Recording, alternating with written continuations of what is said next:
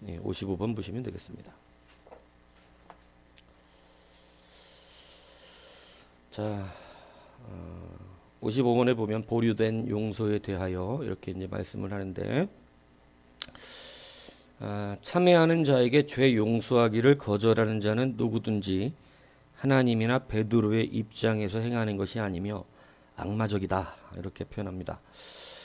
여러분들 그 종교개혁 시대나 이 바른 시대적 설교들은 매우 분명하고 명확합니다. 그러니까 요즘처럼 어설프게 막 대충 둘러대는 설교가 아니에요. 확실합니다. 그냥 뭐 그냥 이런 단어들 악마적이다 이런 거 우리가 쉽게 쓰지 못하죠, 일반적인 목사님들은. 근데 이 시대는 분명히 마귀 같다 이렇게 말했다는 것이죠. 너는 마귀 같다 이렇게. 그러니까 실질적으로 예전 설교 본문에 보면 그런 말들이 꽤 나옵니다. 너는 마귀의 길을 걷는다. 너는 마귀 같다. 너는 마귀 짓을 한다. 이런 이야기들이 분명히 있어요. 그러니까 근데 요즘 설교 되게 약해졌죠. 이런 말 절대 성도들한테 못합니다. 그런데 뭐 이것은 이때 종교개혁 시대뿐만 한 것이 아니라 주님도 즐겨 사용하셨던 단어죠. 독사의 새끼라고 뭐 과감하게, 심지어는 베드로에게 사단아 내 뒤로 물러가라 이 정도로까지 그 행위가 얼마나 강팍하고 악한 행위인가 이것을 분명하게 말합니다. 근데 요즘은 조그만 것 하나도 듣지 못하는 시대가 된 겁니다. 왜 그러냐면 이 폐역이기 때문에 그래요. 그러니까 여러분 이 폐역의 자리에 내가 없다고 자꾸 생각하면 여러분들은 스스로는 말씀 앞에 폐역한데 자기는 폐역하지 않다고 자꾸 그래요. 근데 그렇게 되면 절대 회복의 기회를 얻지 못합니다. 그러니까 말씀을 튕겨버리는 거예요. 에이팅 이렇게. 나중에 보시면 그거 굉장히 큰 문제 됩니다. 그러니까 여러분 그러시면 안 되고 이제 분명히 말씀 앞에 서셔야 된다는 얘기입니다. 이제 얼마 남지 않았다니까요. 그러니까 이제 주님 진짜 곧 오실 때 됐어요. 그러니까 여러분들이 이제는 진짜가 되시기를 바랍니다. 그거 점검 아주 간단해요. 말씀 듣는 태도에서 갈라진다니까요. 진짜냐 가짜냐 그거 정확한 거 아니겠어요? 그러니까 그걸로 분명히 갈라지게 돼 있고 그렇기 때문에 이제 우리가 하나님 앞에서 정말로 정직한 신앙들이 되시기를 축복합니다. 최소한 뭐 율법적으로나 우리 행위적으로 완전하다를 말하는 건 아닙니다. 이게 왜냐하면 어떻게 완전할 수 있겠어요. 근데 상한 마음은 가져야 한다. 그러니까 하나님의 말씀을 옳게 여기되 따라가지 못하는 자기 모습을 인정할 줄 알아야죠. 그래 저 말씀은 옳은데 참 나는 아직 부족해서 하나님 부족합니다. 이건 괜찮다 이거예요. 원래 하나님이 그걸 알고 계시기 때문에 그렇게 그거 용서하시려고 주가 십자가 지셨다니까. 근데 여러분 이 시대 마귀적인 게 뭔지 아세요? 절대 그거 용납을 안 해요. 자기가 부족한 거 인정 안 합니다. 그러면 좀 티나게 좀 잘해보든가 교회에서. 그렇게 인정하기가 싫으면 정말 제대로 한번 그 사람 때문에 한번 팍팍 열매가 나타나는 모습 좀 보게. 얼마나 예수 똑바로 믿고 잘 믿는지 한번 보면 되잖아. 보여줘. 나 때문에 수많은 사람들이 교회 나오게 되는 것을 보여주고 정말로 교회 필요하다 그러면 막 집이라도 팔아서 갖고 오고 이래야 그 사람이 초대교회 신앙과 같이 제대로 한다 뭐 이런 거 아니겠어요. 근데 그런 건 있지도 않으면서 여하튼 우리 내면에 하나님 앞에서 온전하지 못한 부분들을 인정하라는 것조차도 인정하지 않는다면 어떻게 우리가 하나님의 백성이다 증거할 수 있냐 이겁니다. 하나님 아신다니까요 우리 연약함을. 그러니까 연약함은 얼마든지 연약할 수 있어요. 연약하지 않으면 주님이 십자가를 왜 지셨겠어요. 연약하고 십자가 우리 연약함 때문에 십자가 지셨는데 지금까지 교회에 여러분 제가 말씀드리고 있는 것은 여러분의 행위가 틀렸다라는 걸 말하는 게 아닙니다. 여러분의 태도가 틀렸다를 말하는 거였어요. 근데 그 태도가 안 고쳐지는 거예요. 왜 헌금 많이 안 하십니까? 왜 뭐 새벽 예배 다 안 나오십니까? 이거 갖고 안 따져요. 그거 약하니까 안 될 수 있고 이해할 수 있습니다. 그런데 우리의 태도가 많이 부정확했었습니다. 뭐냐면 온통 자기 중심적으로 자기를 변호하기 바빴다 이겁니다. 이게 세상 풍조거든요. 세상 보세요. 어느 사람한테 당신 이렇게 잘못했어 그랬을 때 요즘 차 운전하면 중앙선 넘어갔고 자기가 들어오고도 옆에다 두고 그거 양보 안 했다고 화를 내요. 아니 중앙선을 자기가 넘어서 들어왔으면 여러분 그게 지금 상대방이 양보해주고 안 하고 문제가 아니라 100번 자기가 잘못했다 그래야 되는 거잖아요. 근데 중앙선을 자기가 차가 없으니까 여기 차 신호 걸려 있으니까 우회전하려고 중앙선 침범해서 넘어와 놓고 마주쳤는데 그거 양보해주고 지나가게 한 다음에 들어와도 될 거를 양보 안 해줬다고 오히려 되려 쌍욕을 하더라고요. 이 시대가 이렇게 강팍하고 자기를 몰라요. 그러니까 여러분 신앙 안에서 여러분 이게 말씀으로 우리를 비추면 정말 많이 발견된다니까요. 정말 자기 자신을 너무 모릅니다.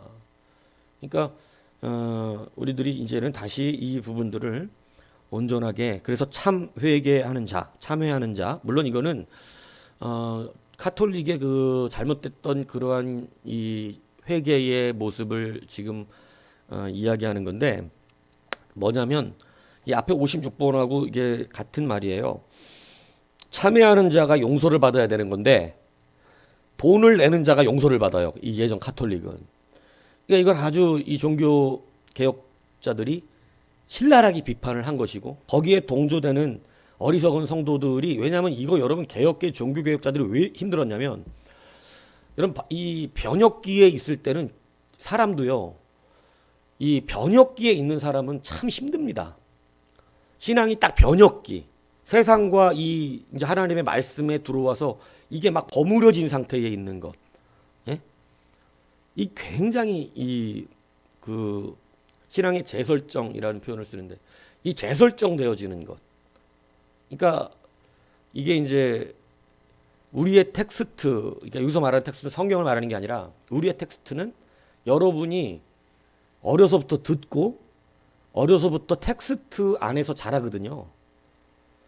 여러분의 부모님의 영향력, 내 주변의 스승들의 영향력, 내가 살아온 친구들의 영향력 안에서 여러분들에게 설정되어 있는 여러분의 삶을 지금 이렇게 만들어 놓은 이게 여러분 농담이 아니고 여러분 지금 이렇게 사는 이유는 어릴 때에 지금까지 자라온 텍스트의 영향이에요.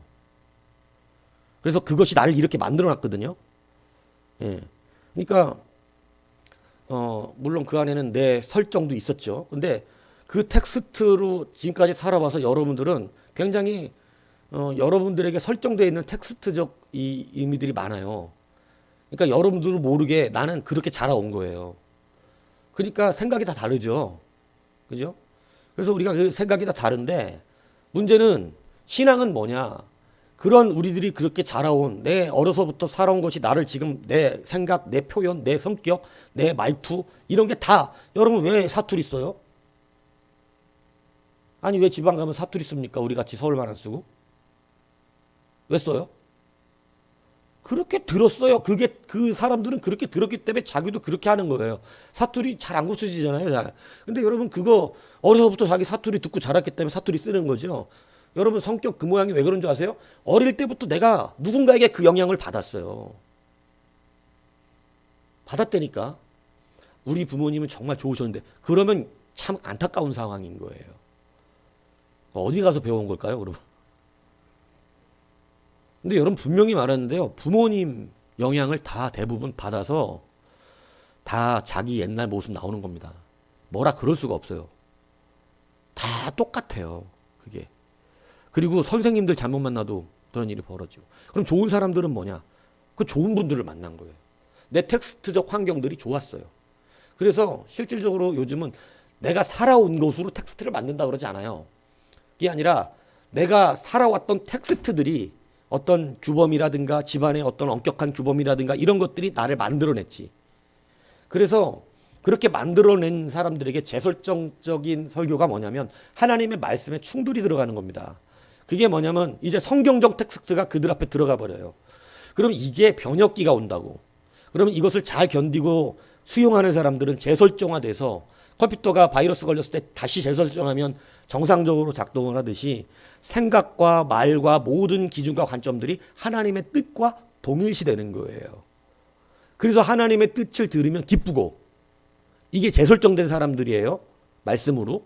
그래서 하나님이 싫어한다는 걸 나도 싫어하고 하나님이 기뻐한다는 것을 나도 기뻐하게 되고 하나님의 말씀이 전파됐다 그러면 너무 좋고 선교사들이 죽었다는 소식을 들으면 너무 가슴이 쓰라리게 아프고 이게 왜 그러냐면 주님과 동일시된 설정, 재설정이 되었기 때문인 거거든요.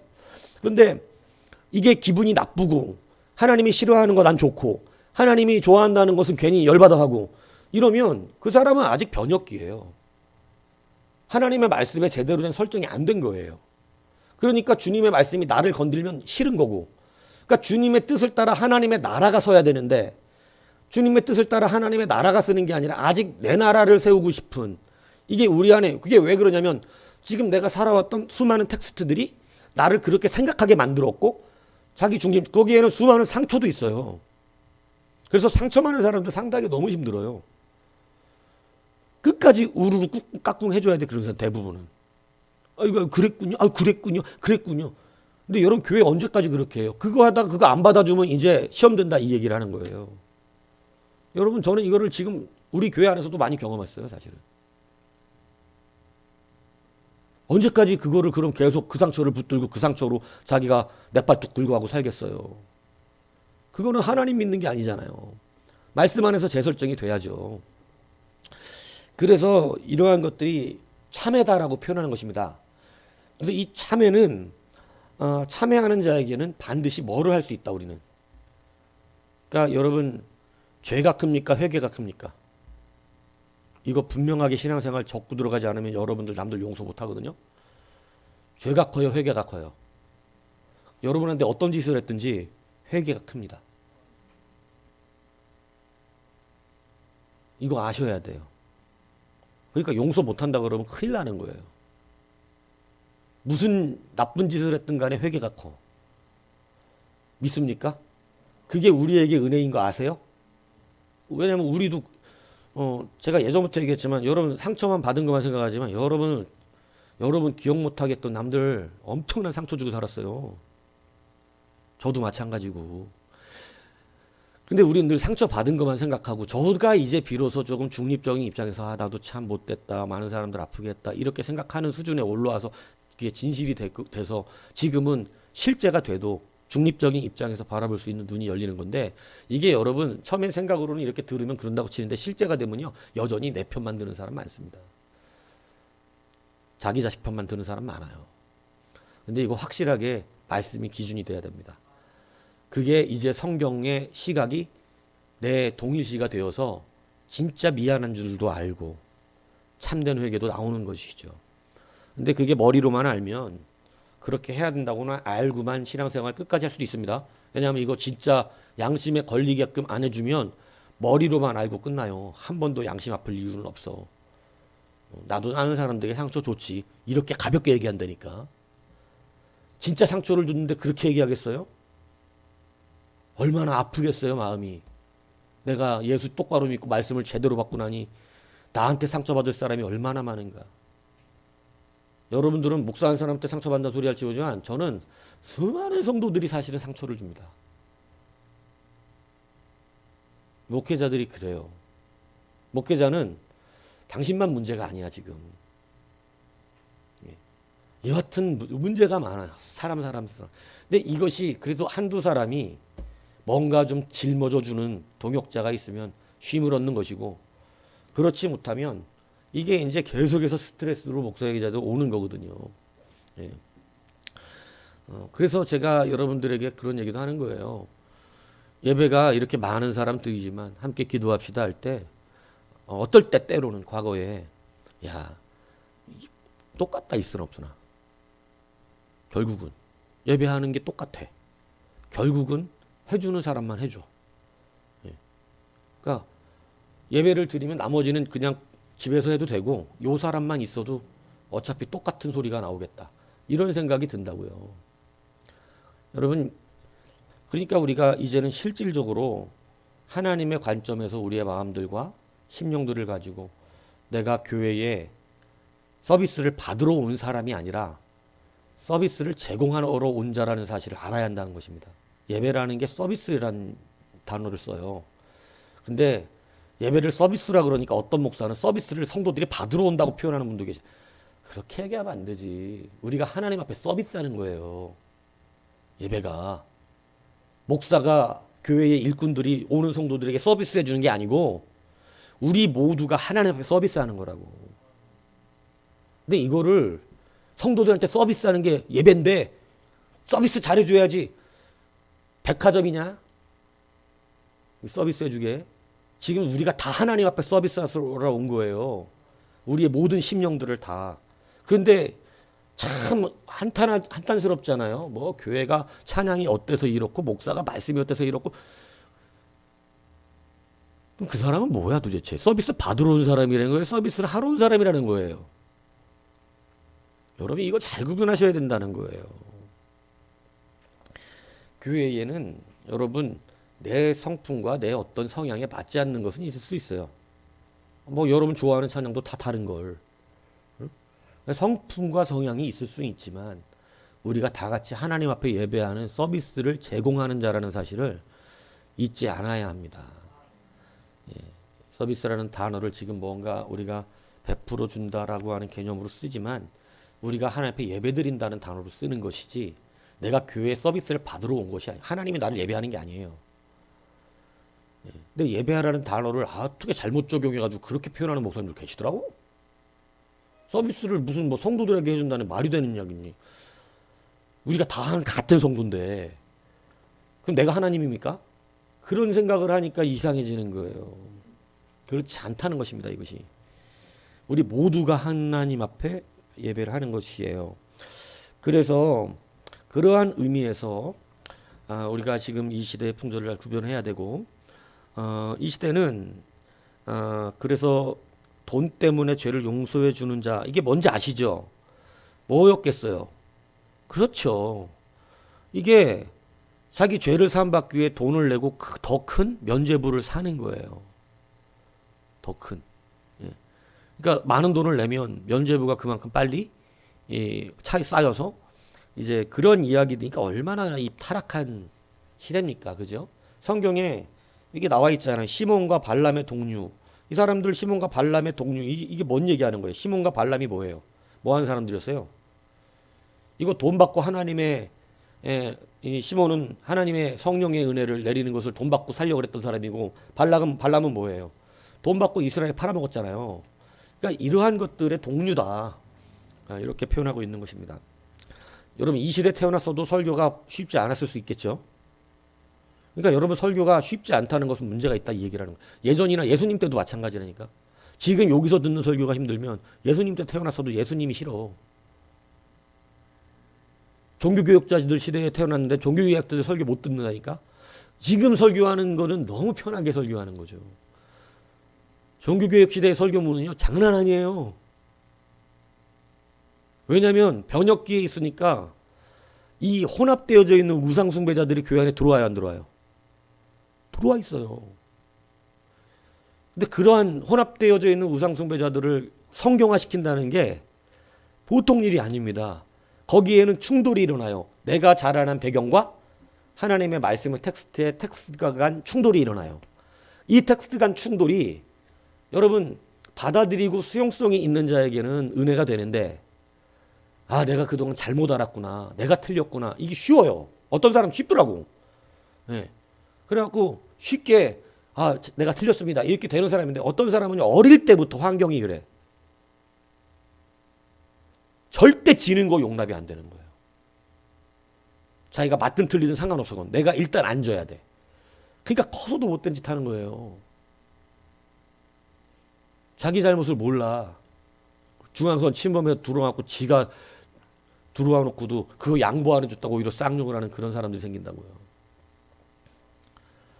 그러니까 여러분 이것이 바로 이제 우리가 이 변혁기에 있는 자들에게 하는 그러한 설교가 이 종교교육자들의 설교였던 것이죠. 그래서 이걸 확실하게 하기 위해서 지금 이 표현들, 이 우리가 종교교육자들의 어떤 표현들을 보면 너무 명확하고 확실하게 딱 잘라버립니다.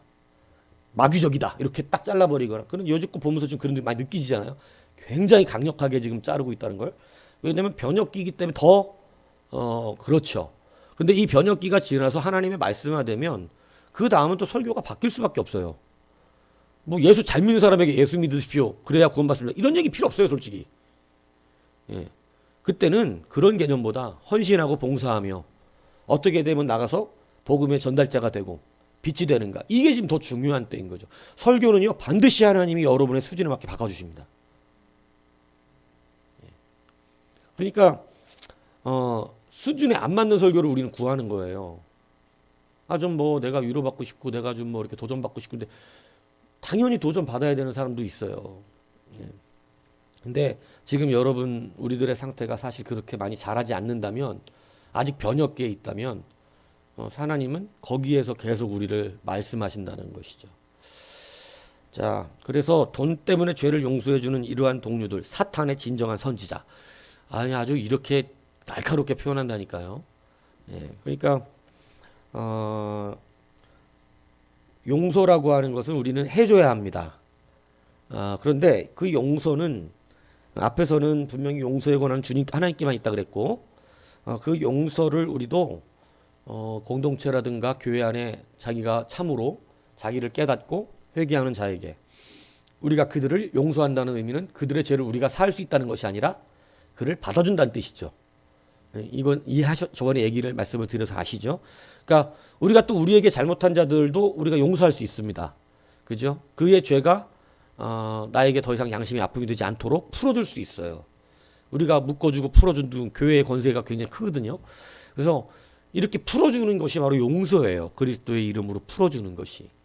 자, 그래서 이러한 죄사함에 대한 것들, 보류된 용서. 지금까지 보류된 용서가 왜 이렇게 표현한 거냐면 하나님의 그 용서하심이 돈이 차고 어떤 우리의 더 막 의의가 차야 완전히 용서된다 이렇게 말하는 게 틀렸다를 말하는 거예요. 용서가 보류되는 경우는 없다는 거죠. 아직 정성이 부족해서, 그건 무당들이 하는 얘기예요. 정성이 부족해서 아직 보류다 이런 얘기 하는 게 아니라는 거예요. 용서라는 건 그런 개념이에요. 십자가의 보혈은 그렇게 작동되지 않습니다. 우리의 죄를 용서하심은 그냥 그 단번에 이루어지는 사건이에요. 우리의 성장하고는 다른 얘기를 하는 거예요. 무슨 얘기인지 제가 알죠. 우리가 점차 성장해가고 이런 것은 우리의 연단 안에 있는 거지만 우리의 죄를 용서하시고 구원하시는 일에는 죄가 아직 돈이 부족해서 죄가 덜 용서돼서 아직 천국에 못 갔습니다. 이런 거는 말도 안 되는 소리라고 하는 것을 지금 이야기하는 것이죠. 자, 그리고 이제 연옥에 대하여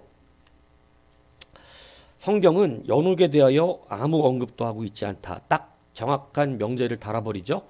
연옥이라는 게 없다 이 얘기하는 거예요. 성경에는 그런 말이 나오지도 않는데 너네들은 왜 그런 걸 쓰냐? 왜 그러냐면 이미 죽은 자들에 대한 심판은 오직 하나님이 하신다. 59번 하나님께서 그것에 대해 우리에게 알도록 하시지 않는 한 우리는 그것을 알아내려는 시도를 해서는 안 돼. 이거 베드로도 한 말이죠. 억지로 다 풀 필요 없고 다 알 수도 없고 모르면 그냥 모르는 것으로 두는 게 섭리인 거예요. 근데 목사님들 가끔씩 자기는 성경 다 해석하고 다 풀 줄 안다 이렇게 말하는 거, 우리 성경이 완벽한 성경이다라고 킹 어쩌고 저쩌고 성경은 이렇게 주장하는 거, 번역을 해놓은 거 우리가 참고는 하지만 그렇게 말해서 이단인 겁니다. 그런 게 어딨어요 세상에. 예. 성경 다 해석하는 목사 있어요? 그 목사가 그렇게 말한 목사는 100% 이단이에요. 예. 쳐다도 보면 안 됩니다. 예. 성경 100% 똑바로 해석해 내는 사람 없어요. 왜냐하면 성경이 그걸 허락하지 않습니다. 이것은 앞으로 점진적으로 이루어져야 될 일들에 대하여는 여러분 우리가 이거 다 해석해 낼 수 있는 게 아니에요. 예. 근데 이것을 마치 완벽하게 해석해 낼 수 있는 것처럼 이렇게 말을 한다면 그것은 오히려 큰 문제가 되는데 카톨릭은 그런 식으로 이제 이야기를 했었다는 것이죠. 자, 그래서 이제 우리가 하나지 여기서 이제 좀 알아야 되는 게 있습니다. 죽은 자들은 어떻게 되나요? 죽은 자들은 여러분은 예수 믿으면서 그동안 배웠는데 죽은 자들은 죽은 다음에 어떻게 되나요? 상태가 죽은 자의 상태는 어떻게 돼요? 잔다. 무의식 가운데 주님이 오셔서 부활해서 부활시키실 때까지 무의식 상태로 있는다. 이걸 영혼 수면설이라 그러는데 그런 상태로 있나요? 여러분 어떻게 알고 계시나요? 예? 얘기해 보세요. 어떻게 알고 계세요? 어떤 상태로 돼 있어요? 우리 죽으면 대답 안 하겠지 당연히. 네? 자, 영혼이 멸절하나요? 영혼은 멸절됩니까? 여러분 안타깝지만 우리가 예수님을 믿어야 되는 적극적인 이유가 뭔지 아십니까? 우리의 영혼은 하나님의 형상을 닮아서 하나님이 우리를 그렇게 하셨기 때문에, 우리를 영원한 존재로 삼으셨기 때문에 죽어도 멸절되지 않는다는 거예요. 이게 무섭죠. 그러니까 예수를 잘 믿으면 문제가 안 되는 건데, 죽어서 그냥 소멸되고 사라진다면 두려울 게 없잖아요. 죽으면 끝이니까. 근데 죽으면 끝이 아니에요. 그래서 우리가 말하는 1차적인 죽음이라고 하는 것은 우리 가진 육과 영혼의 분리를 말하는 것입니다. 예. 2차적인 죽음은 뭐를 말하는 건가요? 이제 하나님에게서 떨어져 하나님 마귀를 벌하려고 두었던 영원한 처벌의 장소, 우리가 흔히 말하는 지옥이라고 말하는 그 지옥에 가게 되는 것이죠. 예. 왜냐하면 멸절을 안 해. 예. 우리의 영혼은 아니면 하나님 형상을 닮았기 때문에. 그렇기 때문에 예수 그리스도께서 우리의 죄를 대신 뒤집어 쓰지 않았다면 우리는 정말 큰일 난 것입니다. 영원하게 죽지 않는 불멸의 존재로 돼 있는데 죄인이니 영원한 형벌을 벗어날 수가 없던 존재들인 것이죠. 근데 그거를 예수 그리스도께서 우리를 위해서 영원한 존재, 하나님의 형상으로 만드셨기 때문에 책임을 지신 것입니다. 그래서 예수 그리스도를 믿는 우리는 이제 하나님의 나라에 가게 되어지는 거예요. 자, 그런데 이 중간 상태라고 그럽니다. 이 중간 상태, 이제 신학적 용어로, 교리적 용어로 중간 상태라고 표현하는 이 중간 상태가 뭐냐면 죽음과 부활 사이에 있는 신자들의 상태를 우리나라 신학 교리 용어로 중간 상태 이렇게 표현해요. 그러니까 죽은 뒤로부터 부활 전까지 우리의 상태를 중간 상태라고 말하는 것입니다. 지금 상태는 우리는 중간 상태가 아니죠. 우린 무슨 상태예요? 우린 살아있는 상태예요. 예, 육신이. 근데 이제 육신이 죽은 뒤로부터 주님이 오시는 부활 때까지, 부활 때는 다 살아난다고 표현했으니까, 그러니까 죽을 때까지의 상태를 중간 상태 이렇게 표현을 합니다. 자, 그래서 이거에 대한 이제 많은 이론들이 있는데, 성경에는 이제 오늘 읽은 본문에 보면 이렇게 말하잖아요. 이기는 그에게는 내가 하나님 나라의 하나님의 낙원에 있는 생명나무 열매를 먹게 하리라. 그래서 낙원이라고 하는 표현을 쓰는데 이 낙원과 천국이 개념이 좀 달라요. 예, 그러니까 낙원과 천국의 개념이 좀 다른 개념이 있고, 그리고 이제 음부라고 하는 것과 지옥이라고 하는 그 개념을 또 좀 다르게 봅니다. 그래서 죽은 뒤의 세계의 어떤 세계가 지옥, 음부, 낙원, 천국 뭐 이런 개념으로 이렇게 나누시는 분들도 있어요. 예. 그리고 이제 가톨릭 같은 경우는 이 중간 상태를 굉장히 좀 많이 주장하는데 첫 번째가 연옥입니다. 연옥이라는 걸 들어보셨죠? 연옥은 뭐냐면 아직 그러니까 이 구원에 대하여 이렇게 표현하는, 그러니까 만약에 이런 거를 얘기하는 사람들이 있어요. 우리가 죽었는데 뭐 낙태를 했다든가 뭐 이러한 경험이 있는 사람들은 천국을 바로 가지 못하고 그 죄값을 갚을 때까지 이 어떤 죄를 씻어내는 작업을 하는데 막 피비가 내리는 그런 걸 보고 왔다고 막 간증하는 분도 계시죠. 피비가 내리는 곳에서 그 잉태시킨 남자와 잉태한 여자가 거기서 그 죄를 씻기까지 고통을 받습니다. 피비, 이 생명을 죽였다는 그것으로 인해서 피비를 맞으면서 엄청난 고통을 받고, 그리고 그게 어느 시간 동안에 그 죄값을 깨끗하게 치르고 나면 이제 드디어 천국으로 용서받고 가는 음부 개념이에요. 근데 이거를 일반 교회, 카톨릭이 아닌 일반 교회에서도 이렇게 말하는 사람들이 있어요.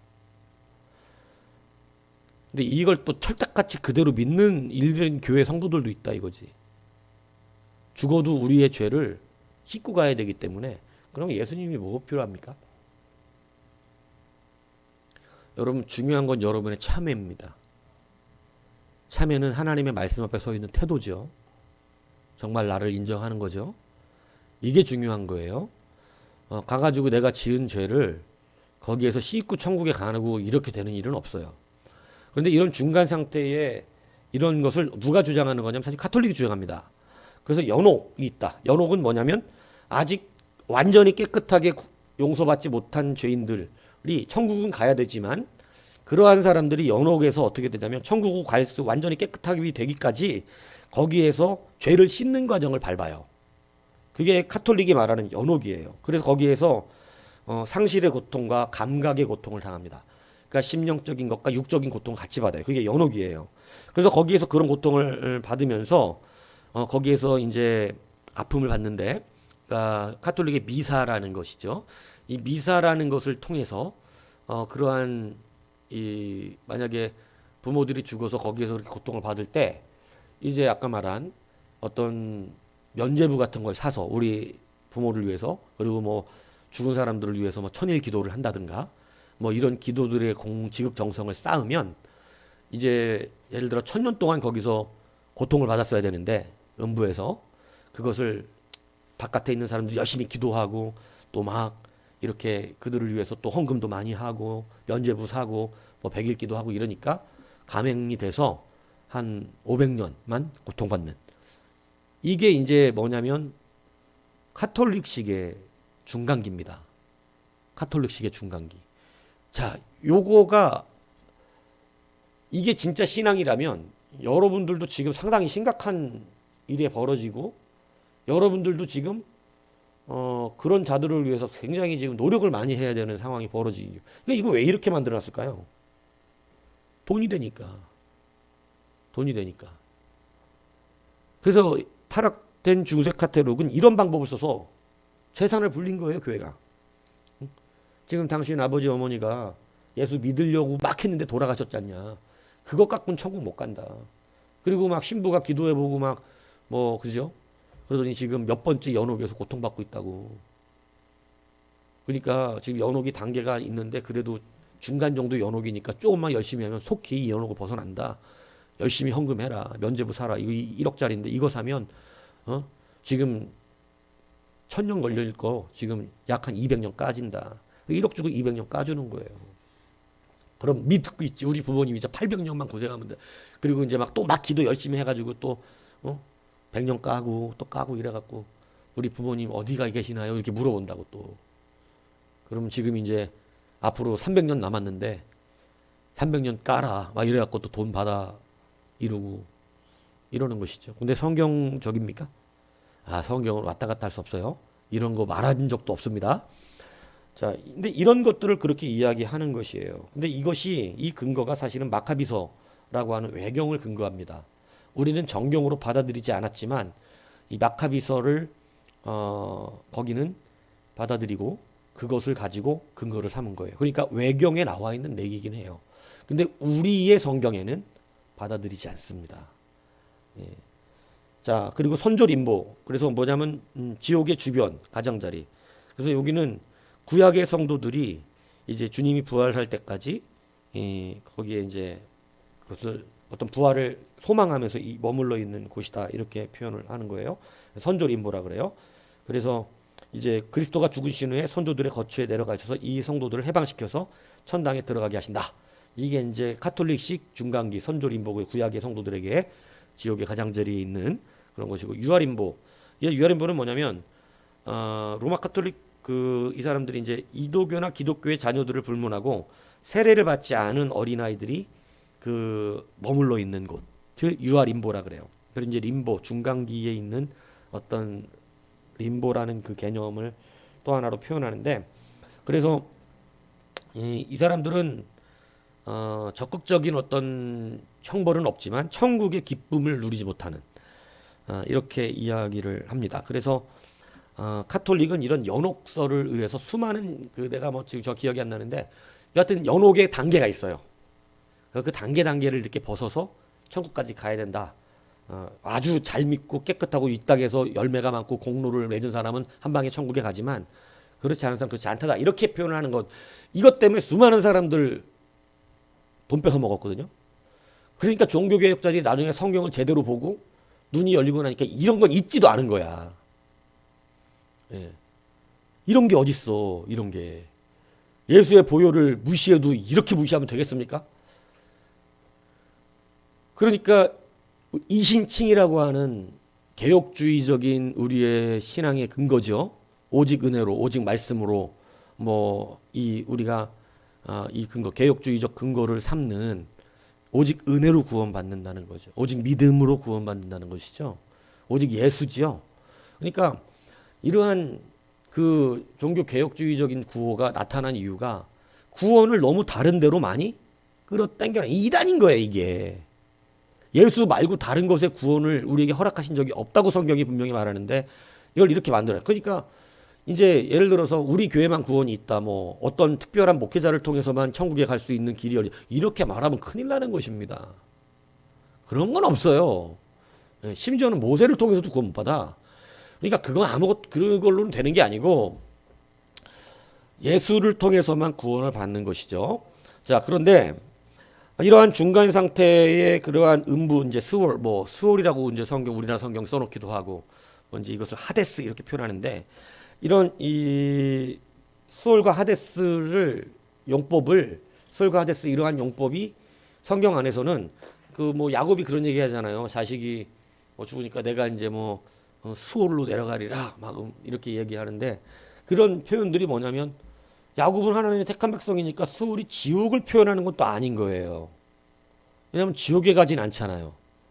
그죠? 근데 내가 수월로 내려가리라 이렇게 표현하니까 그러면 이 수월은 뭐냐? 그러면 어떤 사람들은 형벌 받는 곳이다. 말 그대로 이런 중간기, 카톨릭이 말하는 중간기 형벌 받는 수월이 있다 이렇게 표현하거나, 어떤 사람들은 이게 야곱이나 경건한 사람들도 때로 자기들이 수월에 내려간다는 표현을 쓰는데, 이 사람들이 그러면 경건하지 못해서 그런 데 가는 게 아니지 않냐. 그러니까 스월은 그런 어떤 형벌받는 곳이 아니라 그냥 죽음을 말하는 것이다. 이렇게 이제 이야기도 하고 그렇습니다. 근데 이 용법들을 지금 우리가 정확하게 해석 못 해요. 예. 왜냐면 이것에 대해서 정확한 어떻다 이렇게 나와 있는 건 없습니다. 그러니까 스월, 하데스 이런 것은 그냥 무덤을 말하기도 하고 죽음, 육체적 간의 분리 이런 표현들로 다 사용되고 있어요, 성경에서는. 그러니까 그 다 똑같이 쓰기 때문에 분명히 이것은 어떤 지옥이나 고통받는 어떤 이러한 장소적인 의미라기보다는 스월이라는 것은 그냥 죽음을 뜻하는 단어 가능성이 높은 것으로 개혁주의는 표현한다. 무슨 얘기지? 그러니까 이것이 무슨 벌을 받는 처소 이런 게 아니라 죽음을 말하는, 가장 그것이 보편적으로 이해가 될 수 있는 그러한 중간기, 우리의 죽음, 그냥 죽음 자체를 말하는 것이다. 이렇게 말하는 것이죠. 그러니까 어떤 카톨릭이 말하는 것만큼 이렇게 꾸며낸 그러한 이야기들의 충분한 근거가 되는 단어가 안 돼요. 왜? 이런 것들을 이야기하지 않기 때문에. 그래서 우리가 죽은 뒤에 대한 어떤 상태로 있느냐라고 하는 것이 이제 여러 가지 의미가 있어요. 이제 영혼수면설. 그래서 이건 이제 영국의 어빈파, 미국 러셀파에서 이제 이렇게 주장을 합니다. 그래서 영혼이 무의식적인 존재가 되어서 쉽게 얘기하면 냉동 인간 아시죠? 요즘 영화에 보면 의식 없이 냉장고에 들어가서 수면하잖아요. 그 무슨 수면이라 그러지? 얼음 얼려져 갖고 자잖아요. 그죠? 그런 수면해 갖고 우주 멀리 여행 갈 때, 그죠? 그런 수면이 되면 의식이 없다는 거예요. 의식 없이 그냥 딱 있는 그 상태로 우리가 죽으면 돼 있다. 이렇게 말하는 게 영혼 수면설입니다. 그리고 또 하나는 멸절설과 조건적 불멸설이 있어요. 그래서 하나님께서 구원하지 않으려고 하는 사람들은 영혼을 아예 그냥 원래 불멸하게끔 두시지 않았던, 불멸은 하나님에게만 되는 것이니까 우리에게 주셨던 불멸적 그런 속성을 거두시고 아예 없는 상태, 그러니까 비존재 상태, 이렇게 된다. 이렇게 말하는 게 이제 멸절설이고, 또 이제 조건적 멸절설. 이 사람은 구원받을 가능성이 있는 사람이니까 어떻게 해서 다시 이 사람이 조금 죄를 씻어내면 다시 영원한 상태로 이렇게 하겠다. 이렇게 표현하기도 하는데, 이런 거는 성경에 나오지 않아요. 우리가 잔다라고 하는 표현을 써갖고 이걸 썼는데, 우리가 잔다라고 하는 표현은 이 어떤 유대 사상 안에서 죽음을 헤어짐으로 보지 않는 그런 문화적 특성입니다. 그러니까 유대 사상은 죽으면 죽고 다시는 못 볼 사이로 여기지 않아요. 뭐냐면 이 사람이 다시 나와 만나는 날이 오는 거예요. 그러니까 그 표현을 죽었다고 표현하지 않고 잔다라고 표현하는 앞으로 미래를 향한 그러한 이야기지, 사람들이 자는 것처럼 무의식 상태에 있다, 이걸 말하는 게 아니라는 거예요. 죽은 뒤가. 이해 가시죠? 자, 그래서 그런 지금 말한 뭐 수면설이라는, 왜냐하면 이거는 계시록에도 보면 하나님의 제단 밑에서 언제까지 우리를 신원하지 않으냐십니까라고 영혼들이 하나님 앞에 이야기하는 장면이 나옵니다. 자고 있으면 그렇게 말 못하지. 근데 분명히 하나님 앞에 막 닥달하잖아요. 언제까지 우리를 이렇게 두십니까? 우리를 신원하지 주자. 왜 우리의 억울함을 갚아주지 않습니까라고 막 하나님 앞에 신원하는 그러한 이야기가 나오거든요. 그러니까 그건 영혼이 지금 하나님의 제단 밑에 있다는 것을 뜻하고 있는 거예요. 죽은 사람들이. 그죠? 그래서기 때문에 뭐 무의식 상태로 있다 뭐 이런 거 아니라는 것입니다. 그죠? 그리고 이제 뭐 제2 시험설 같은 이런 얘기가 있는 게 뭐냐면 예수의 복음을 듣지 못하고 죽은 자들 있잖아요. 예수의 복음을 듣지 못하고 죽은 자는 어떻게 구원받냐? 예수님을 안 믿었는데 예수님이 전달이 안 됐어. 예수님 믿고 싶었지만 뭐 태어나자마자 죽거나 아니면 예수님에 대한 얘기 전도를 듣기 전에 죽었다. 그러면 그 사람은 어떻게 구원받냐? 뭐 이런 거에 대한 궁금증이 당연히 성경을 보다 보면 생깁니다. 그러니까 이제 뭐냐면 제2시험설이 나온 거예요. 이게 뭐냐면 죽은 뒤에 그 사람들에게 예수를 믿을지 안 믿을지에 대한 다시 시험을 한다는 거죠. 그래서 시험을 해서 예수님을 믿으면 구원을 받고 예수님을 안 믿는 상태가 되면 구원 안 받고, 저는 이것을 성경이 정확하게 말해갖고 딱딱하게 예수의 복을 못 들은 자가 어떻게 된다는 것을 정확하게 얘기하는 데는 없어요. 성경에는. 근데 그래서 이 사람들이 이렇게 해서 죽은 뒤에 예수님 앞에 다시 시험을 받는다는 거예요. 예수님 믿을지 안 믿을지. 근데 저는 이건 말도 안 된다고 생각. 이거는 하나님의 능력을 몰라서 하는 얘기예요. 하나님의 능력은 시간 안에 잡혀 있는 것이 아닙니다.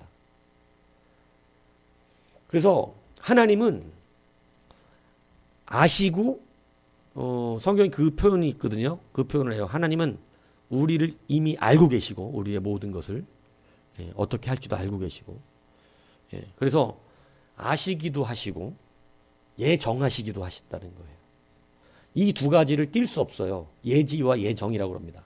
감리교는 성경적 그런 부분 때문에 인간의 어떤 의지를 강화하기 위해서 이제 메소드파, 그 영국의 옥스퍼드 출신들의 어떤 그 홀리클럽이죠. 거기서 발생된 메소드파의 그 존 웨슬레가 이 처음 사람들을 볼 때 뭐를 본 거냐면 우리가 예수님 앞에 충성해야 되겠는 거예요. 그래서 영국 옥스퍼드에서 홀리클럽을 만들었어요. 그 홀리클럽에서 뭐를 하는 거냐면 경건 생활을 하는 것입니다. 그래서 그 경건 생활을 막 감당해 내면서 하나님 앞에 충성을 다하는 거죠. 근데 그런 의미 안에서 메소드가 감리교로 이제 발전된 건데, 이 감리교가 창단되면서 웨슬레의 이론이 그대로 접목이 된 거예요. 그러니까 우리가 믿는 것, 이런 모든 것들이 하나님은 예지, 알고 계시는 것, 내가 믿을지 안 믿을지를 알고 계시는 것을 붙든 겁니다. 그러니까 당연히 우리의 책임을 강조하겠죠. 하나님이 여러분의 선택을 어떻게 할지 알고 계시니까 여러분 우리의 선택이 강조되는 거예요. 이게 감리교예요. 예지론, 그죠? 장로교는 뭐예요, 그럼? 예정론. 우리는 칼빈의 신학을 기본으로 해서, 그죠? 이제 스코틀랜드 장로교가 활성화되면서 이제 우리 장로교가 일어났는데, 장로교는 예정론이죠. 뭐냐면 하나님이 정하신 자들은 어떻게든 못해요? 구원으로 견인하시죠. 그래서 칼빈의 5대 강령 안에 견인교리가 있단 말이에요. 그래서 우리를 하나님이 택정하신 자들은 어떻게 하냐면 어떤 개똥밭에 굴러도 반드시 그 사람의 의지를 주께로 돌려. 상황을 만들어. 정 안 되면 다리를 부러뜨려. 그래가지고 다리 부러뜨리고 나서 막 그러면서, 왜냐면 하나님 계속 접속하시거든요. 접촉하시니까 알아요. 말 안 들어도 하나님이 나랑 접촉한다는 거. 막 하나님이 내 옆에서 막 말 안 듣는 사람도 막 교회 잘 안 다니는 상황 속에서도 여러분들도 그러신 적이 있어요. 교회 지금 여신 나오시면 안 나올 때도 어쩔 때는 하나님이 이렇게 하신 것 같기도 하고 막 안 나와도 왜냐면 접촉하기 때문에. 그래서 막 다리를 탁 부러뜨려 버리면 어때? 그때 다리가 딱 부러진 다음에 하나님이 그러신 것 같아. 막 이러고 교회 가야 될 것 같아. 막 이렇게 되는 거. 이게 뭐냐면 우리를 의지를 강제하지 않고 막 힘들게 하고 어렵게 하고 막 망하게 만들어 갖고 생각을 자꾸 하나님 쪽으로 돌리죠.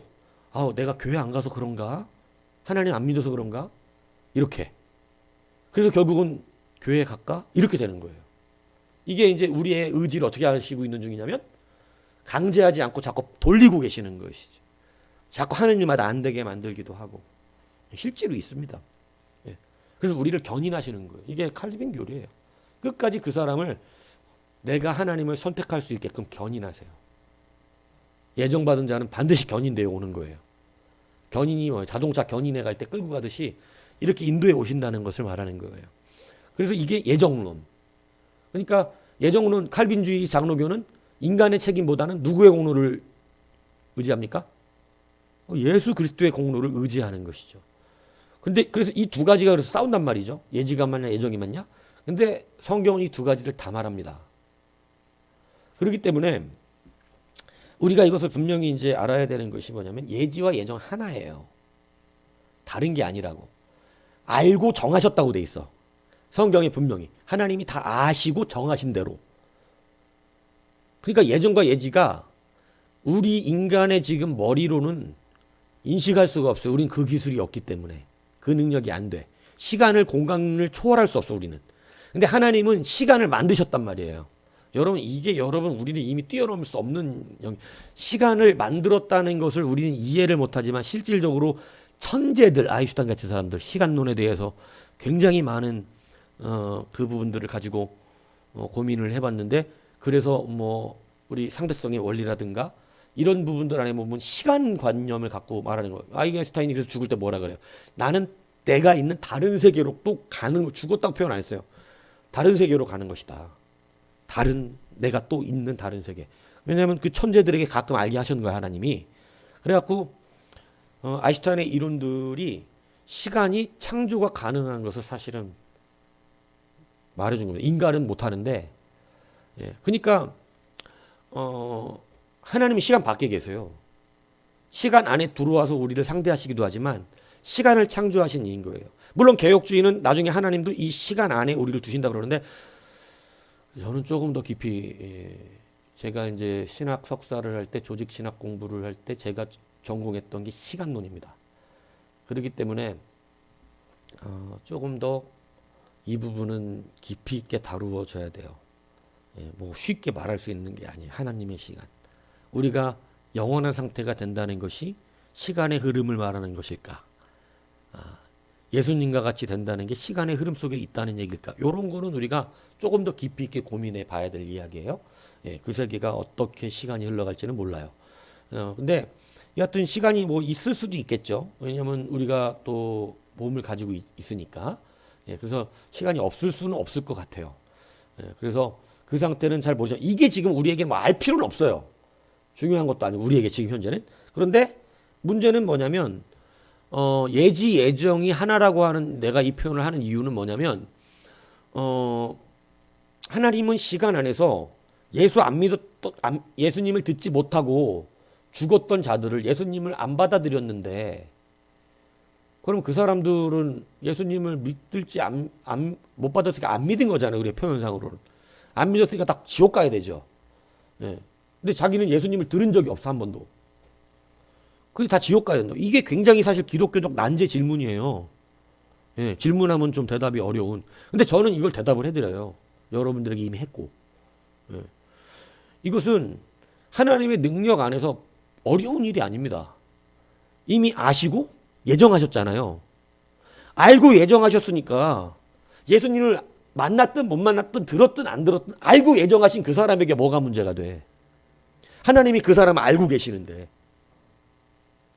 우리가 우리의 말로 전했다 안 전했다의 개념이 그게 우리의 입장에서는 안 들었는데 예수님을 이렇게 되지만 하나님은 그를 어떻게 하고 계셔 지금? 예수님을 들었든 안 들었든 그를 알고 정하고 계시잖아. 하나님이 정하셨으면 구원받으실 것이요. 하나님이 정하지 않으셨으면 구원 못 받아요. 근데 그 알고라고 하는 그러면 뭐를 갖다 시비 걸어? 그러면 하나님은 자기가 정한 사람들만 구원하고 나머지는 다 지옥 보내네? 이렇게 따진다. 그러니까 또 장로교 쪽에서 그런 말을 들으면 또 이게 약간 멈칫대는 거죠.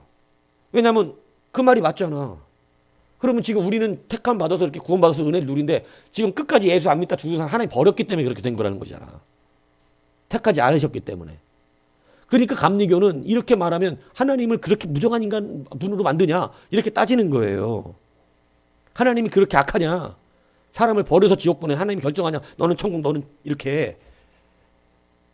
그러니까 하나님이 우리의 자유의지가 하나님을 믿을지 안 믿을지 알고 계셔서 이렇게 한 거 이게 예지론이라는 거예요. 근데 이거를 예지 예정을 따로 말하면 안 돼요. 이건 하나라니까. 우리는 지금 시간 안에 갇혔기 때문에 예지냐 예정이냐가 헷갈리지만 하나님은 그렇지 않습니다. 하나님은 이 제가 시간에 대한 우리 이 하나님의 시간은 현재, 과거, 미래가 없어요. 점이에요. 모든 게 동시에요. 그러니까 하나님의 능력 안에서는 알고 정하시면 그가 감리교가 말하듯 믿을지 안 믿을지 아시는 거고 믿을지 않을지 아시는 가운데 하나님이 정하신 자들은 믿게 되는 거고 우리가 표현할 수 있는 최고의 표현입니다. 더 이상 어떻게 이것을 표현할 수가 없어요. 그러니까 하나님의 능력의 범주이기 때문에 우리는 알 수 없어요. 근데 예수님 안 들은 사람도 우리는 그 사람들이 예수님을 안 듣고 죽었지만 바보들 어떻게 할 거야. 전혀 아무리 예수님을 얘기해줘도 예수님이 누군지 몰라. 이해를 못한다고. 그럼 그 사람들은 지옥 갑니까? 그렇지 않아요. 하나님이 알고 정하셨다니까. 정하시고 아신다니까. 그렇기 때문에 그들의 구원은 하나님이 알아서 하세요. 그리고 그 하나님이 구원하시든 안 하시든 그것은 공의롭습니다. 무슨 얘기인지 아세요? 그거는 하나님의 판단과 모든 것은 공의로워요. 하나님은 절대 선이시기 때문에 그 판결이 악하지 않습니다. 그 판결은 정당해요. 이게 믿음이에요. 하나님 뭐가 그게 막 이러고 그러니까 그 사람은 결국 믿음의 영역 안에서는 말을 못하고 자꾸 논리적으로만 따져보려고 하는. 근데 이 신앙은 믿음의 영역을 빼갖고 자꾸 논리적으로만 끌어갈 수 없어요. 하나님이 절대적으로 선하다는 걸 믿어야지. 하나님이 사랑이시라는 걸 우리는 믿음을 전제로 하나님의 결정은 사랑의 결정이었고 하나님의 결정은 완벽한 결정이었다는 걸 믿는 것. 이 믿음이 전제가 되기 때문에 하나님이 누구를 택하고 누구를 구원하시고 누구를 구원 안 하시든 이것이 공의롭다고 믿는 거예요. 그게 공의로운지를 우리가 그럼 하나님이 심판합니까? 하나님이 공의롭겠는지 서류 갖고 와보세요. 내가 확인 좀 하게. 이렇게 할 거예요? 이렇게 안 된다니까. 오히려 우리의 판결이 공의롭지 않겠지. 하나님은 공의로우십니다. 그래서 제2시험설 이런 건 말도 안 된다. 근데 이걸 내놓으라는 신학자들이 하는 얘기지만 저는 좀 웃긴다. 하나님의 능력을 모르기 때문에 이렇게 말한다. 그렇지 않다. 저는 그렇게 주장합니다. 그런데 이것의 성경이 이야기하는 것은 없고 제가 근거를 삼아 지금 여러분이 말씀드린 것은 알고 정하셨다는 성경의 단어를 갖고 말씀드리는 거예요. 그리고 시간론을 제가 공부하면서 하나님의 시간이 흘러가는 인간의 시간과 다르기 때문에 우리만 현재, 과거, 미래가 있어요. 그래서 헬라어에도 과거와 과거 미완료만 있는 것입니다. 그래서 항상 헬라어적 시간의 개념은 유대적 시간의 개념은 과거에 된 것과 성취된 것과 성취되지 않은 것만 있어요. 성취된 건 과거의 일이고 성취되지 않은 건 아직 과거 미완료야. 이건 반드시 이루어질 일이야 언젠가. 그러니까 이게 좀 우리하고는 시간 개념도 달라요. 예. 자, 그렇다는 얘기고요. 자, 그래서 사실은 이 중간기라고 하는 것을 이제 우리는 어떻게 말하냐면, 그래서 이제 중간기라는 게 있죠, 있기는. 근데 이 중간기라는 것을 우리 개혁주의적인 입장, 복음주의권에서 말하는 것은 뭐냐면 아직 여러분들 여러 번 가르쳐 드렸어요. 이제 이것만 말씀하고 마치겠습니다. 우리가 법원에 가면 구치소가 있고 교도소가 있습니다.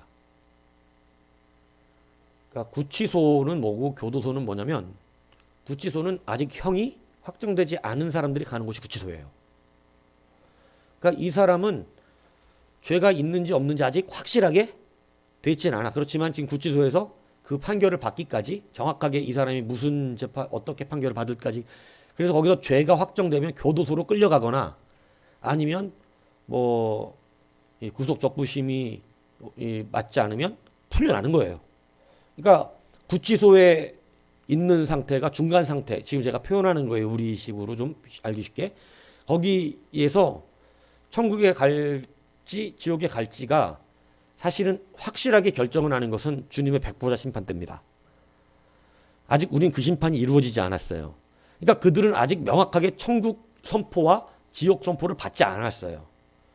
하지만 이미 결정은 났어요. 하나님 앞에서. 그래서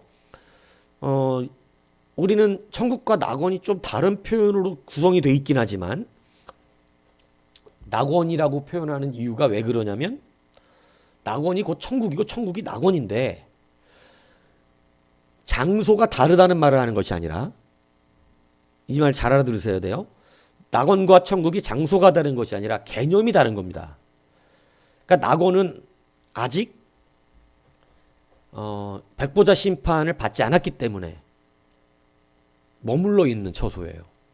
그러나 나중에 주님이 너희들은 내 자녀다 이렇게 됐을 때는 이제 완전히 어떻게 되는 거예요? 그들은 천국 백성이 되는 거예요. 하나님 나라 백성이죠. 그때는 낙원이라고 표현하지 않고 이제는 천국이 우리가 말하는 흔한 하나님의 영원한 나라, 그곳이 되는 것이 표현적으로. 그리고 지금 그럼 안 믿고 죽은 사람들은 그러면 이 지옥 음부에 있다는 것이니, 이 음부가 그럼 지옥이에요. 여기가 말 그대로. 무슨 얘기인지 알지? 그러니까 지금 그 고통 받고 있는 거야 사실은. 그런데 지옥에 있지만 지금도 아직 백보자 심판이 일어나지 않았기 때문에 산자와 죽은 자가 다 주님 앞에 서야 되죠. 그렇기 때문에 이미 지옥 가기로 결정된 자는 이미 끝난 거예요 사실은. 하지만 명확하게 그 선포는 하나님, 예수님이 이 땅에 오시는 백보자 심판에서 일어나는 것이죠. 모든 죽은 자와 산자가 주님 앞에서 다 심판받습니다. 모든 사람들이. 그죠? 모든 사람들이 그때 결정나요. 너는 천국, 너는 양, 너는 염소였어. 이렇게 결정이 나는데, 그 결정이 나는 때 확실하게 이제는 지옥 백성으로 선포가 떨어지는 것이죠. 그러니까 낙원이다, 음부다라고 하는 개념은 어떤 장소가 틀리다는 말을 하는 것이 아니라 개념이 틀린 거예요. 아직 백보자 심판이 주님이 선포해야 선포가 되는 거잖아. 넌 내 백성으로. 근데 우리 이미 하나님의 백성으로 인침받았죠. 그렇지만 심판은 언제냐면 마지막 날이에요. 근데 그건 아직 없었다는 것이지. 그러니까 우리가 지금 하나님의 나라에 살죠. 근데 아직 하나님의 나라 안 갔죠. 이해 가십니까 지금? 우리가 주님의 백성, 아직 우리 안에 천국이 임하는 거잖아. 근데 우린 천국에 있는 자들과 같이 살지만 천국에 진짜 간 건 아니야 아직. 궁극적인 그 장소에는.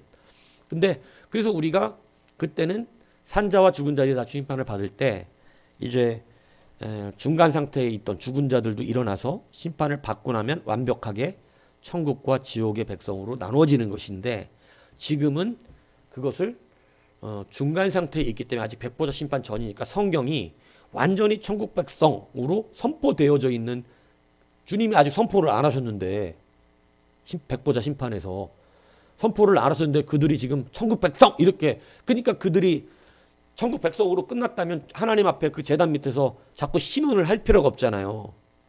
그죠? 근데 자꾸 밑에서 막 신원하죠. 빨리 이거 세상을 심판하시고 우리로 온전하게 천국 백성으로 살게 하라는 개념이에요. 그러니까 그게 바로 뭐냐면 중간 상태입니다.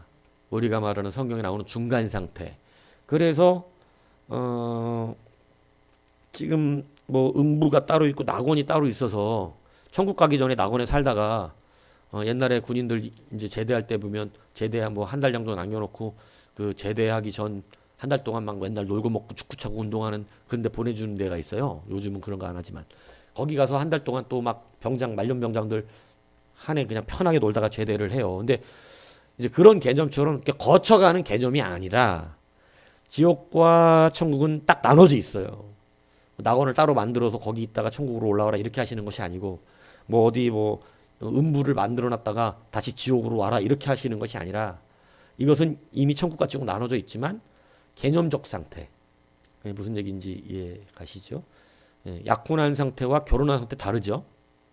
예, 약혼은 결혼하려고 딱 마음 먹었지만 그 상태. 그래서 이미 결혼하려고 마음 들어서 부부와 같은 상태이긴 하지만 결혼식 올리고 결혼 이제 딱 저희가 돼야 진짜 여보 남편이 되는 거지. 아직 약혼했을 때는 여보 남편은 아니야. 어? 그때는. 그러니까 그거는 아직 그냥 그 상태인 거지. 예. 그런 개념이라는 거예요. 그러니까 개념적인 차이지 장소적 차이로 보지 않습니다. 근데 이것을 카톨릭은 장소적인 차이로 여기기 때문에 막 그거 갖고 써먹었던 거죠. 아직 연옥에서 지금 고통을 받고 지금 천국으로 가야 되는데 고통받고 있다. 그럼 지옥 안 간 게 어디냐 막 이렇게 하면서 이제 이걸 갖고 사람들의 돈을 뜯어먹었던 이러한 일들이 있었다는 것입니다. 그렇기 때문에 이제 우리가 요 개념을 잘 아셔야 되고 이렇게 짧게 써놨지만 이게 지금 상당한 이야기들이 들어 있었던 거예요. 그래서 60번 만약 죽은 자들과 상관이 있는 자가 죽은 자들에게 자비를 베풀어 주기를 하나님께 간구한다면 그것에 대한 게 나는 비난하지 않는다. 뭔 얘기냐면 우리가 뭐 그냥 기도하는 거예요. 죽은 자들을 위해서 죽은 자들을 위해서 하나님 그 불쌍히 여겨달라 그 영혼을. 그거 굳이 비난하지 않는다. 그러나 이것을 위해 시간을 정하는 것 그게 이제 7년 정도 기간이 정해져 있다. 이렇게 해서 이익을 위해서 이 밑에 대해 거짓말을 하는 것은 인간적인 것이 아니라 악마적인 것이다. 그러니까 여러분 인간적으로 우리가 이 개혁주의 신앙을 좀 잘 들으셔야 되는 게 우리가 인간적이라고 하는 것으로 너무 많은 것들을 얼버무려 버립니다. 얼버무려 버려요. 막 제사 같은 거 드릴 때 여러분 인간적으로 돌아가신 부모님 사랑하는 마음을 그래 거기다 절 한번 못하냐? 인간적으로. 근데 여러분 이게 이제 제사 같은 걸로 이야기하면 뭐 이것도 이제 안 될 사람들 계시지만 자꾸 인간적인 거를 자꾸 이야기를 하는데 여러분 인간적인 것으로 하나님의 뜻을 저버리면 안 돼. 그건 오늘 개혁주의가 그래요. 마귀적인 악마적인 것이다. 그러니까 인간적인 것을 이야기해야 될 때가 있고 이거 인간적으로 진짜 우리가 해야죠. 근데 그거하고 자기 연민에 넘어져 갖고 인간적인 걸 주창하는 거 완전 다르게 보고 있어요, 성경은. 근데 흔히 착한 분들은 인간적인 거 너무 강조하죠. 인간적인 거. 사람이 불쌍해서 그러면 되겠냐는. 그러니까 여러분 주의 긍휼과 자비의 개념을 성경보다 자기가 높이 올라가는 짓을 하고 있어요. 주님보다 자기가 사랑이 더 많은 것처럼 말하고 있어요. 그런 사람들 많습니다. 주님 아주 분노하십니다. 마치 주님이 그래서 사랑이 없는 것처럼 떠들어대는 출애굽 1세대처럼 하나님이 그렇게 사랑을 했는데도 이 출애굽 1세대는 하나님이 자기들을 사랑하지 않는 신이야. 그들의 말을 보시라고요. 하나님이 사랑하는 신처럼 느껴집니까? 자기들 연민에 빠지면 하나님도 사랑하는 신이 아니야. 여러분 그렇게 만들어버린다니까. 인간적인 것들을 여러분 인간적인 것과 정말 인간적인 것입니까? 아니면 자기를 지금 덮어버리고 싶어서 그런 것입니까? 이거 잘 구분하지 못하면 나중에 여러분 이 인간적인다는 말이 참 좋은 말인데 이 인간적이라는 좋은 말을 마치 무슨 죄를 다 그냥 덮어버려도 되는 양 똑바로 안 배워도 되는 양 그냥 무조건 용서를 다 해줘야 되는 양 이렇게 돼버리는 거예요. 근데 여러분 회개가 없는 용서라는 것은 존재하지 않습니다. 무슨 얘기인지 아시겠어요? 7번씩 70번 용서하는 걸 그냥 참으란 얘기였나요, 주님이? 아니요. 너에게 돌아와 7번씩 70번이라도 내가 뭐 했다라고 말하면 잘못했노라고 말하면 너는 무조건 용서하라는 것입니다. 용서의 전제에는 회개가 있어요. 여러분 주님이 그냥 용서하려면 뭐하라고 회개하라 천국이 가까우나 이렇게 말씀하셨어요. 회개를 빼고 뭐만 가까이 왔다 그러면 돼요? 내가 니들 용서할 테니까 천국이 왔다 천국을 이루라 이러면 되시는 거예요. 근데 주님은 분명히 말씀 앞에 전조를 분명하게 하십니다. 회개하라. 천국이 가까이 왔느니라. 여러분 회개를 분명히 전제하고 있다는 사실 잊어먹으면 안 돼요. 근데 회개는 안 하고 뭐만 자꾸 따져? 인간적으로 그냥 회개 없는 용서만 하라는 거예요. 회개 안 하고 그거 변화되지 않고 내 마음을 바꾸지 않으면서 인간적인 것만 주장을 하는 거예요. 이게 마귀적인 거라는 거예요. 오늘 본문이, 오늘 지금 이 개혁주의자들이. 그러니까 여러분 거기에 얼마나 많은 사람들이 속을까요? 정말 수많은 사람이 속습니다. 그래서 제가 여러분들 착한 일과 선한 일을 구주집이 구별해서 가르친 이유는 선한 일은 하나님의 백성에게 적용되는 말이지. 세상에서 착한 일과 선한 일을 제가 성경이 구분하는 것은 아니지만 착한 일과 선한 일을 제가 구분해서 일부러 좀 구분한 게 뭐냐면 세상에 착한 사람 많다 없다? 많다. 예수 욕하면서도 착한 사람은 많다. 근데 뭐 하지 않다? 그는 선하지 않다. 천국은 착한 사람이 가는 곳이 아니라 선한 자가 간다. 선하다는 것은 뭐냐? 예수를 믿어 정결케 된 자를 말하는 것이. 회개하고. 그러니까 착하다는 것으로 밀어붙이면 제가 이거의 꿈에서 빨리 깨어나지 않으면 말씀 못 듣는다니까. 말씀은 못 들려요. 안 들려요. 이렇게 착하게 생각하고 이렇게 착한 마음을 가지고 있는데 막 가난한 사람 돕고 뭐 불쌍한 사람 찾아가 뵙고 그거로 천국 가요? 여러분 그거 예수 없이 그거 첫날 만나를 해보세요. 천국 가나. 예수는 부인하면서 그거 한다고 천국 못 갑니다. 그건 좀 부족해도 예수 믿은 자가 구원받죠. 예. 그래서 마귀도 바로 낙원에 가는 거 아니에요. 저기 마귀짓 하고 못된 짓 많이 하고 지금 마귀라고 그러는 게 아니라 마귀짓 했던 강도가 나쁜 짓을 했던 강도가 예수님 옆에서 회개 한 방으로 천국 갔어요. 그가 뭐 봉사를 했어요. 강도라 그러면 도둑질로 말하고 뭐 정치범 말하고 하지만 하다못해 그냥 좀도둑이라도 얘기만 해도 남의 도와준 게 아니라 남의 거위를 훔치고 다녔잖아. 근데 그러한 도둑도 회개 한 방으로 천국 간다고. 문제는 착한 일의 개념이 아니라 선해져야 된다는 것이죠. 나의 죄를 인정하고 그리스도의 구원을 인정하는 삶. 이게 정말 중요한데 인간적으로라는 말이 어디서 나오냐면 자꾸 자기의 착한 성품 하나 가지고 들이미는 거예요. 그게 아니고 그거보다 중요한 건 예수를 바로 받아들여야 돼요. 회개하고 받아들여야 된다고. 무슨 얘기인지 이해가십니까? 그래서 그런 자가 구원을 얻는 건데 인간적이라는 말로 자꾸 우리는 여러분 보세요. 사랑하는 우리 엄마 아빠 막 제삿날에 내가 그 제사상 앞에 절하고 그들이 죽어서도 좋은 곳에 가고 뭐 명복을 빈다는 말 우리 하면 안 되는데 명복을 비는 게 죄입니까? 인간적으로 우리가 그것도 못합니까? 이 세상 사람하고 똑같은 얘기하는 거죠. 살아있을 때 효도하라고 우리가 살아있을 때 효도하고 그러면 진짜 사랑을 하라고 진짜 사랑을. 진짜 사랑을 해야지 무슨 주님의 말씀하시는 건 그거잖아요. 죽은 뒤는요 아무리 용수가 애써도 바뀌지가 않아. 아브라함의 품에 있는 나사로가 있을 때 아브라함 말하잖아요. 여긴 큰 구렁이 있어서 거기서 여기 올 수도 없고 여기서 거리 갈 수도 없다. 그러니까 죽은 뒤에 움직일 수 없습니다. 근데 자꾸 죽은 뒤에 천국으로 갈 수 있는 것처럼 말을 하는 것은 이게 인간적으로는 위로가 돼야 안 돼요.